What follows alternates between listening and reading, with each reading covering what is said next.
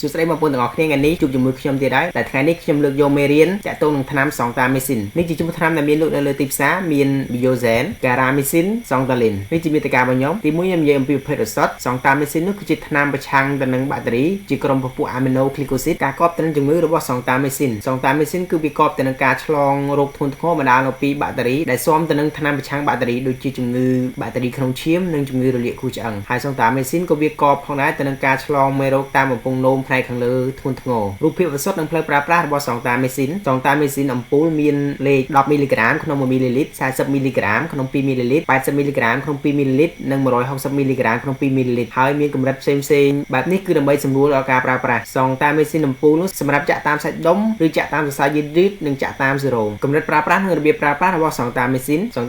ចំពោះកុមារនិងមនុស្សពេញវ័យគឺយើងប្រើ3ទៅ6មីលីក្រាមក្នុង1គីឡូក្នុងមួយថ្ងៃចែកចេញជា2ទៅ3ដងហាមប្រើសងតាមីស៊ីនលើសពី180មីលីក្រាមក្នុងមួយថ្ងៃនេះគឺជាតារាងនៃកម្រិតប្រើរបស់សងតាមីស៊ីនគឺមានដូចខាងក្រោមរយៈពេលប្រើប្រាស់របស់សងតាមីស៊ីនគឺយោងទៅតាមសញ្ញាគ្លីនិកប្រើយ៉ាងតិច7ថ្ងៃត្រូវកំណត់រយៈពេលព្យាបាលព្រោះថាវាមានគ្រោះថ្នាក់ដោយសារពុលការហាមប្រើផលវិបាកនិងការប្រុងប្រយ័ត្នរបស់សងតាមីស៊ី